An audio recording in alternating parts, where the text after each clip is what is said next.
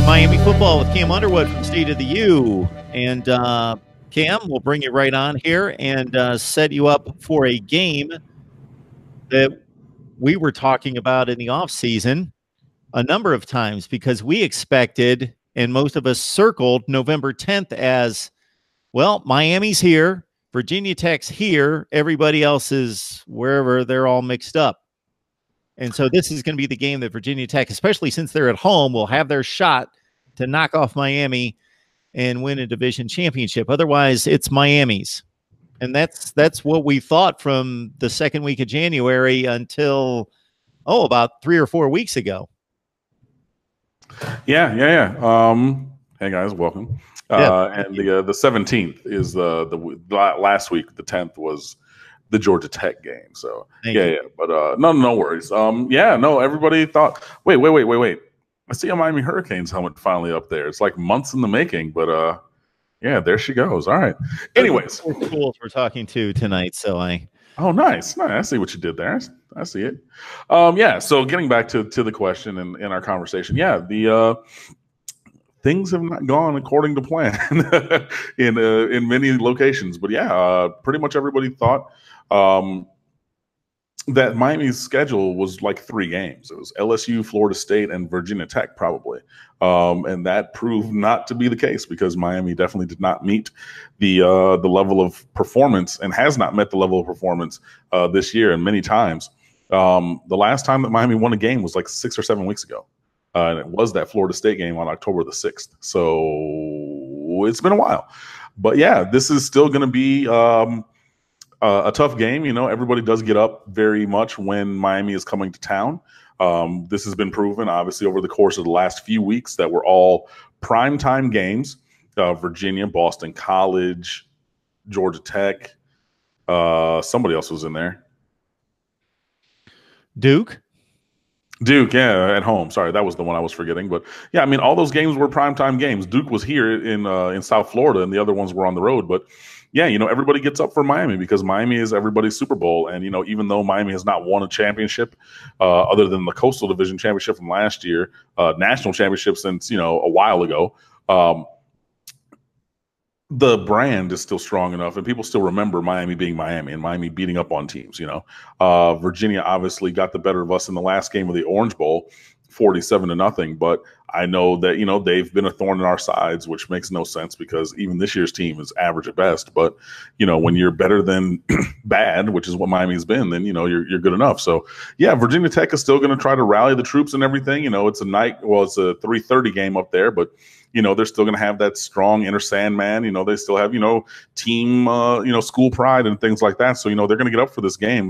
But this definitely does not have the gravitas that we thought that this game was going to have going into the year, where most everybody thought this was going to be an 8 o'clock game, regardless of the network, and the de facto ACC Coastal Division Championship game. But like I said, both teams have, obviously focusing first on Miami, because I went to Miami and I run a website about Miami, but the Hurricanes have not met estimation.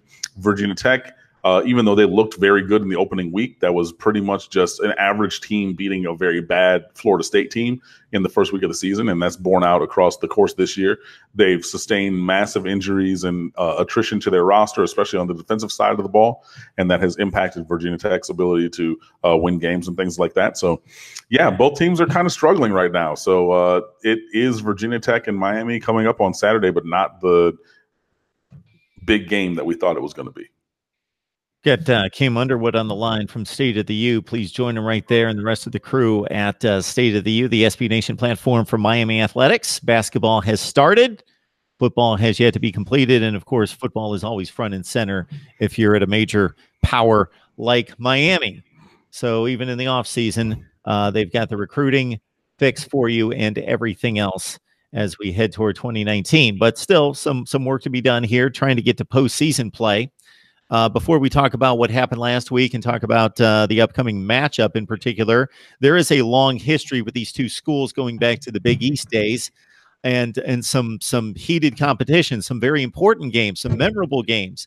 Where does Virginia Tech stack up in the lineup of foes in regards to rivalries and venom from previous matchups and all of that? Yeah, I mean, Virginia Tech like we play them every year, but they're kind of the one that, if they're good, like, heading into this year, like you circle the date and say, okay, off in the future, you're going to go against the Bud Foster defense, that lunch pail defense. Now, it's Justin Fuente, not Frank Beamer as the head coach and everything. But I mean, I care about them the week that we play, and then really not other than that. I mean, Florida State, that's ongoing all the time. Florida, they're cowards and they've ducked us for years because they've beaten us, Miami, one time in my lifetime, and I'm 37. Like things like that. Like those are teams that, like, no matter what's going on. I mean, like we haven't played Florida since 2013, and yet, there's always animosity there, whether you're going back to, in the 60s, they were trying to get a quarterback of theirs a record. So they had, a goal line flop. So they let Miami score to get the ball back so that this guy could pass for more yardage and run up the score. Obviously, like, the Bourbon Street Brawl before we beat them in the Sugar Bowl years ago. Things like that. I mean, like that against Florida is ongoing. Against Florida State, it's always ongoing. Like you're always looking across the aisle and saying, okay, this is our rival. This is our competition, things like that. Historically, I would say Nebraska, even though obviously, that was at the inception of Miami being a championship caliber team, not necessarily recently, although Miami and Nebraska did play in 2014 and 15 respectively. Apart from that, I mean, yeah, I mean, those are really the big ones. I mean, and Virginia Tech is clearly in a step, a tier or two below those, those massive ones. I mean, if you're talking about like the vitriol, as in the strength of the emotion, it's got to be Florida and Florida State. That's going to be number one. If you talk about the historical connection between the teams, then you're talking Notre Dame, Oklahoma, and Nebraska. Past that, the teams that you play every year, like there is a measure of rivalry because you are continually playing each other. But yeah, I don't consider, I mean, even though like all of the teams in the Coastal Division that we play on a yearly basis, I don't really consider any of them a rival. That's just a team that's in the conference that we play, and they're on the schedule every year. But yeah, I mean, outside of those five teams, Florida, Florida State, clearly on a level of their own. And then, Oklahoma, Nebraska, and Notre Dame on that historical tier. Outside of those five teams, it's kind of us against the world. So everybody wants to beat Miami because Miami's been the cool kids on the block for 40 years of college football, even when, not necessarily winning championships like that. So, I mean, Virginia Tech, like I said, I think about them the week that we play. I look at the schedule, obviously, because they've historically or recently been a good team. So I want to know where that game is. But, I mean, there's no emotion or anything. Like and for those of you who are listening to this or have watched these, what will happen during a Florida State week is Mark will say something. Just he'll give me the smallest tendril of something on which he wants me to riff, and then I just have all this emotion and it leaps out of me. There's nothing you can say to get me to that place of Virginia Tech, and that's how I personally delineate and differentiate the kind of rivalry that we have with them. Yeah, it would have to be based on that particular season's circumstance that you would be that amped up for the game. But then it could be Virginia or Duke if both teams were 8-1 or whatever. I'm interested because as soon as you mentioned the fight for players with Florida, Florida State, and Miami, I went to the Virginia Tech roster and I counted the number of Floridians. And based on your recruiting knowledge, that you can conceivably know of every player in the nation, I would just be interested to know if you know any background on any of these players. I don't know that they're significant players or not. We've got Robert Porcher, defensive lineman, redshirt freshman. Does that ring a bell? Absolutely, because his father, Robert Porcher, played for the Detroit Lions, who I rooted for growing up, was number 91 at defensive end, played with Barry Sanders and Luther Ellis on the defensive line, and Lomas Brown on the offensive line, and Scott Mitchell, and all those multitude of quarterbacks that we had. So, yeah, Robert Porcher Jr., who is, because Robert Porcher Sr. moved to Orlando after he retired, and Bobby P. Jr., like, he grew up there. So, like, yeah, I had an eye out there. It's kind of like Barry Sanders Jr., like another player that I was aware of in recruiting. So, like, more than most would, I do definitely know about him just because of that connection to my youth and his father's professional career. And we've got Oscar Shadley. He's a linebacker, freshman from Naples. That's on the other side of the state now. Yeah, it's going to take me a while to weed through this. Again, there were only 7 on the roster. Most of their rosters from Virginia, Georgia, Tennessee. Chris Cunningham, tight end from Jacksonville. Yeah, that's all the way up north.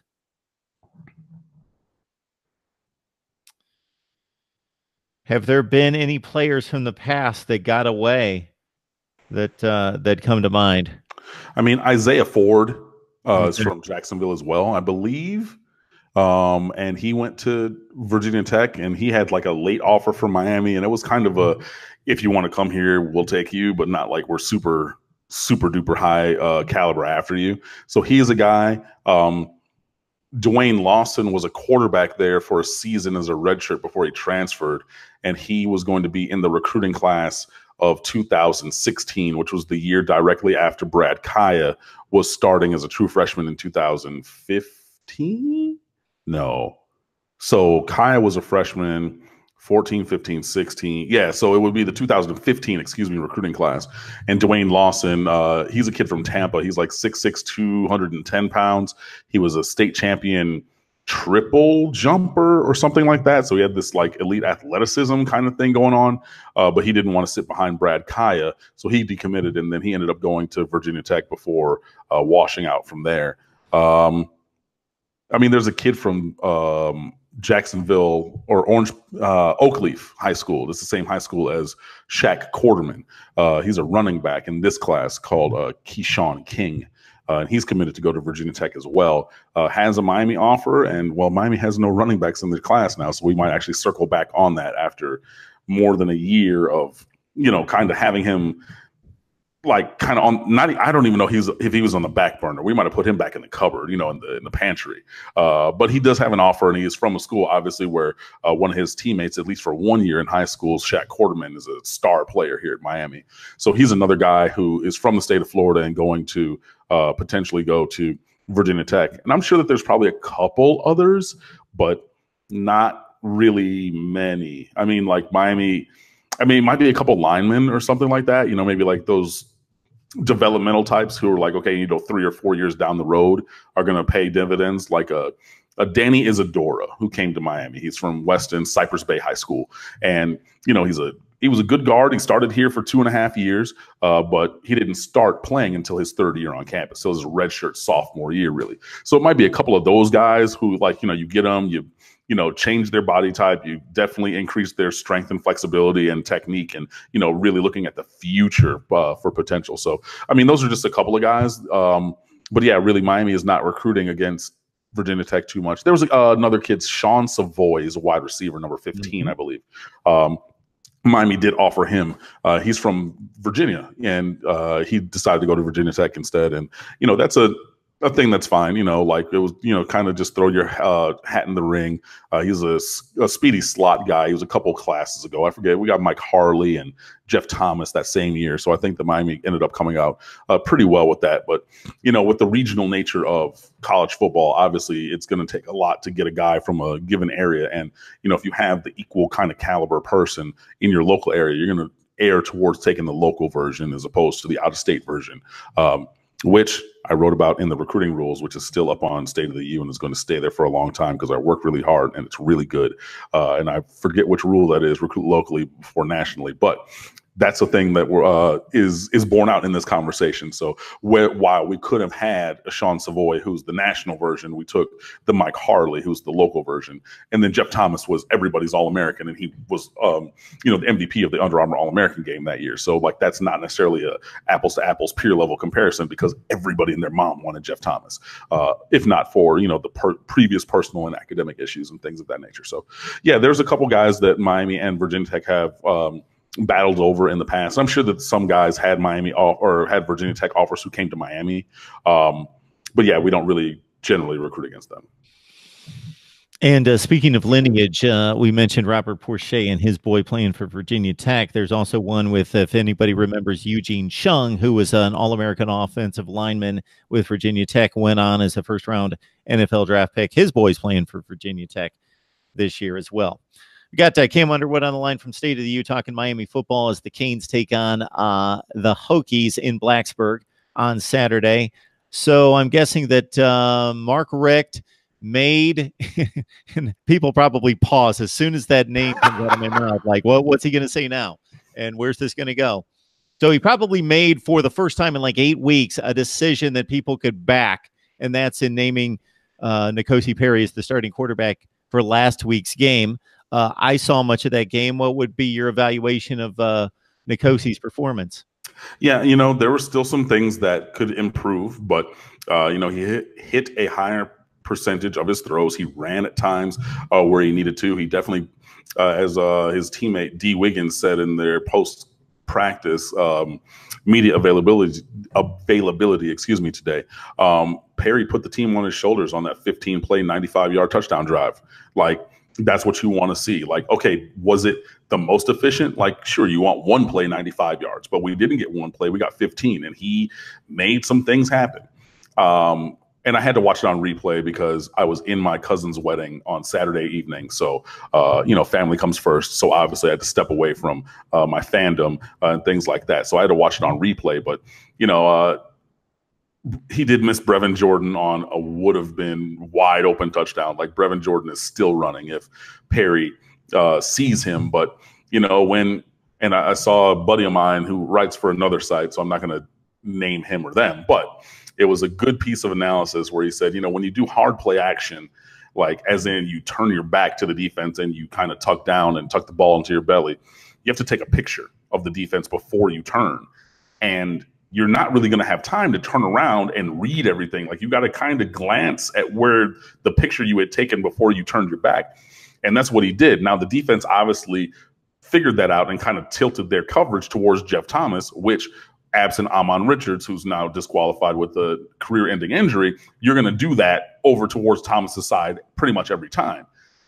And that was why he missed Jordan, because he was kind of going off his pre-snap read, which you have to on play action, especially when you're a younger quarterback, and not like read the field, because, hey, you don't have all that time, especially with Miami's offensive line.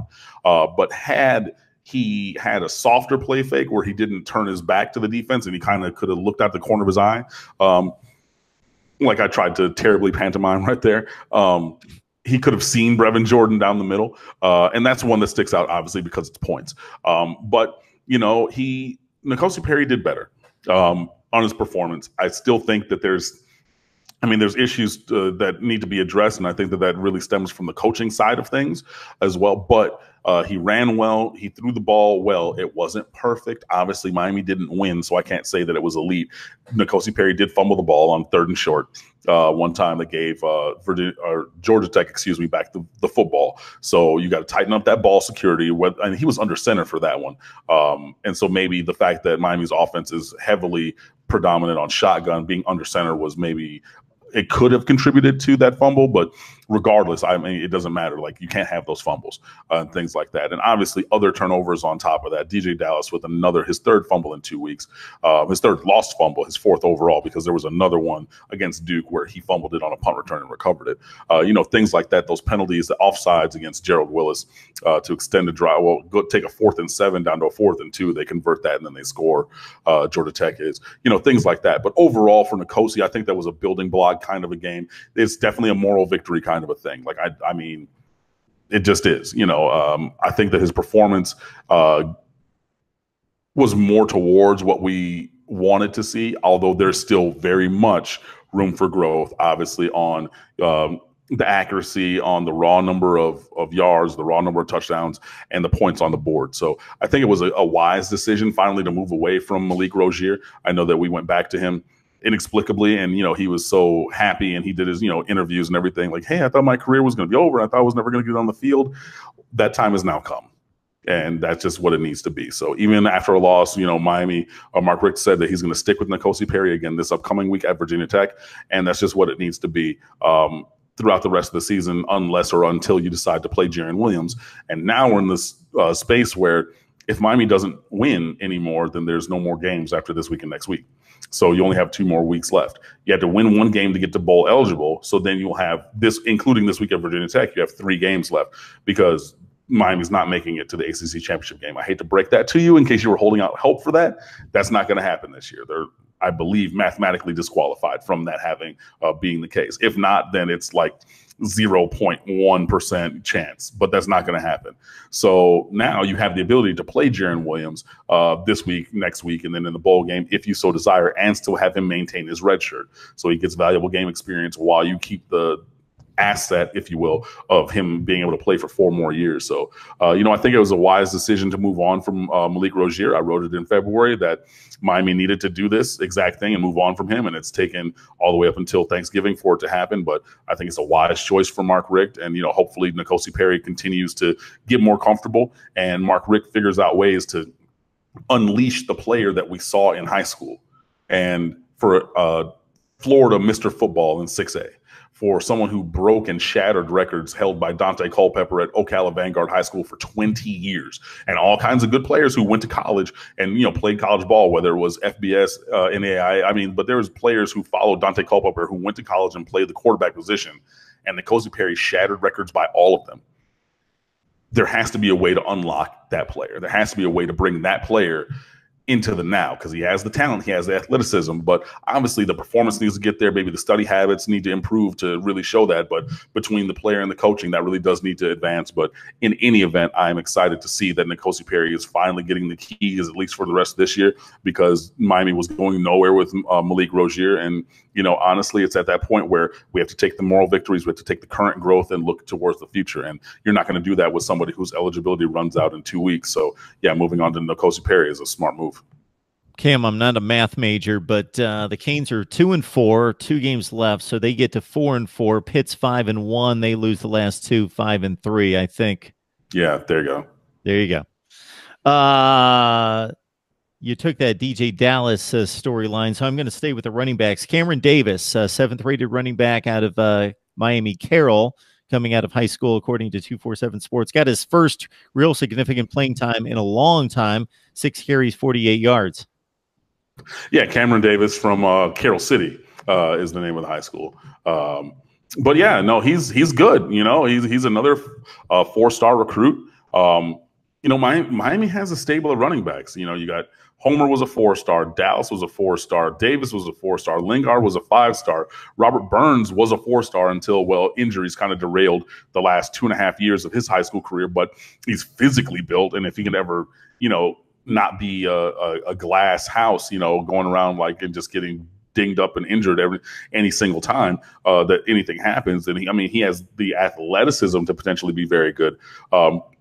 So yeah, that's a diverse set of running backs. And Cameron Davis, he led Carroll City to a championship last year, and that was with Naquan Wright, who's a senior this year. But last year, Wright was like a sophomore All-American on max preps, and he missed his entire junior season with a foot injury. So that put the entire onus of the offense on Cameron Davis's shoulders, and he made it happen. And you saw, once he gets going downhill, man, that was a nice touchdown run. I know it was a little slight cutback to it, but once he got going, he was shot out of a cannon. So he's a guy who has a multifaceted skill set. Some people think that he's not really good as a pass catcher. I have seen him catch the ball well in games and in combines, but other people maybe have seen more games and combines and then don't think so highly as I of his pass catching abilities. But, he's very stockily built. So he's a strong, stocky kid. He's quick. He's fast. He has all the traits to be a successful running back. And I think you saw that last week. So obviously with Lingard out for the season with a torn meniscus or MCL in his knee, MCL, I believe it is. Davis moves up into that number 3 slot. So, he was kind of buried because, Homer's going to be your 1 or 1 and 1A with DJ Dallas. Lingard, he's the prototype. He's 6 foot, 202 pounds. And he runs I think he clocked a 4.27 40 in the spring. He was a championship hurdler in high school, and he obviously eschewed. I think he had 2 state championships he was going to defend as a senior, but he enrolled early, so he kind of pass those on to the next set of high school kids. But size, speed, build, everything. Lorenzo Lingard is exactly what you want. And, and Cam Davis didn't enroll as early as Lingard did either. So he's a little bit behind the 8 ball and in just the pecking order, but he's worked really hard and he's gotten a chance to leapfrog over Robert Burns in the backfield. And obviously Trayon Gray is out of the way now, playing fullback exclusively. So yeah, Davis has a chance to carve out a nice little career for himself. So I'm really proud of of what he did. And obviously, another person named Cam, like, I'm all for it. So, congratulations, Cam, on that. And hopefully you keep going. Does he have the same extended name, or do you have the same extended name? No, I have an E in the middle of mine, and he does not. That's right. You do. Yeah. Okay. Yes, it would be apostrophe RON with a capital R for Mr. Davis, the running back for Miami. Correct. This Cam Underwood joins as much as I can possibly get him on here. You join him on State of the U covering Miami sports, football front and center for us. So you're in a position that you didn't expect to be watching these last two games with a bent toward 2019. Of course, you want the bowl game for all the cachet and get to see another game. And regardless of what tier bowl game it is, it still brings a level of prestige, and you want to be in that position. But for more than that is the practicality of the practices and the reps for the team. Yeah. What do you want to see out of this team the last 2 weeks? Who are those guys out there, despite all the disappointments? Are there guys coming back next year that, of course, it's going to be difficult for you to bring up anybody that we haven't talked about to some length, but that aren't commonly known, that you're thinking, hey, got a glimpse of him, got to see some of him. I like this, I like that. Or I was expecting more, and 2019 is going to be huge for him. Some of those guys that are going to be front and center next year and weren't necessarily the last 2 years.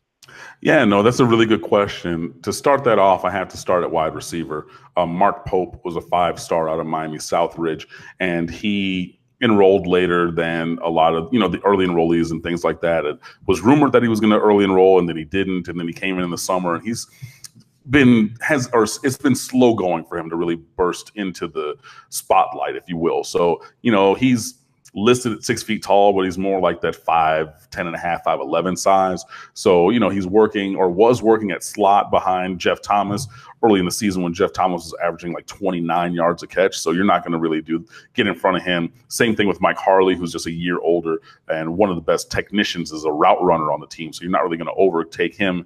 With injuries, obviously, to Amon Richards and some other guys in the wide receiving core, Mark Pope has moved over to the Z receiver. So he's playing that position, and he's gotten targeted a few times, but he hasn't shown that same electric playmaking ability that he had in high school. If you go look up Mark Pope highlight, it is from the 2016 state championship game against Dr. Phillips. D. Wiggins, who has played a big role at wide receiver, was his teammate in high school. They ran a play, a 9 route going up the left sideline for Wiggins, and it was overthrown by a step and incomplete. And they came back to the huddle, and it was just like Michael Jordan against the Cavs when he hit the shot against Craig Elo. He said, "Yo, put me over there, give me the ball." And so they swapped positions, and then Mark Pope went and caught a 72-yard touchdown, which ended up winning Southridge's state championship. I saw him take a 99-yard kick return for a touchdown against Deerfield Beach in the state semifinal. I saw Mark. There's a viral clip, SB Nation Recruiting. Bud Elliott has a video, and it's up on our Facebook page as well, of Mark Pope just wreaking havoc during 7-on-7. One of the local coaches down here, Rick Williams, shout out to Rick. He had the tagline, if you want to win, put Noodles in, because Noodles is Pope's nickname. And he's just an electric playmaker. I mean, if you give him in some space, punt return, kick return, as a wide receiver, and just let him work, that's a guy who I really hope to see grow through the end of this season and into next year. Likewise, Marquez Izard is a wide receiver. He's a big-bodied slot in the Anquan Bolden kind of mold, but obviously, if you're talking about playing slot, you're talking about playing behind Jeff Thomas, who's one of the most electric playmakers in America, and Mike Harley as well at that position. So he hasn't really gotten a lot of burn. So that's a guy I want to see some development from. Will Mallory, number 85, your number 2 tight end in the 2018 recruiting class. Brevin Jordan's going to be first-team freshman All-American at tight end. But Will Mallory has a great skill set as well. He's taller at 6'5" than Jordan, who's 6'2", 6'3". Mallory was a wide receiver in high school, so he's only like 208 pounds, but he's up to like 225. If he gets up in the 230s at 6'5" and can still move, that's going to be a guy who really, I think, is going to develop. Another guy that I want to see moving forward, well, pretty much anybody who wears an offensive lineman number, just all those guys just need to get better, because our offensive line is pretty trash right now. Excuse me. And then lastly, I will say On the defensive side of the ball, two guys I really want to see grow through the end of the season and into next year. Defensive tackle number 1, Nesta Silvera, was a 4-star recruit from American Heritage, decided to stick with his commitment to Miami over Florida on signing day. And he's big, mean, and nasty. And I mean that all in the best way possible. And yeah, Miami is going to need guys at defensive tackle next year to step up and replace, Tito Odenigbo and Gerald Willis. And I think that Nesta Silvera can be one of those guys moving forward. And he has the size, the physicality, the strength, and the nastiness to be that. And I want to see that really come out of him. And then lastly, Gervin Hall at safety. He wears number 26. He flies around the field, and Gervin Hall will hit you. And I mean, if you have Amari Carter, who Kane's Twitter has affectionately nicknamed Mr. CTE because he is a brick wall when he hits you. He's like, yeah, I mean, he will deplete anybody. And then you have Gervin Hall, who can get from sideline to sideline and will also knock your mouthpiece out and spin your helmet around because he'll hit you so hard.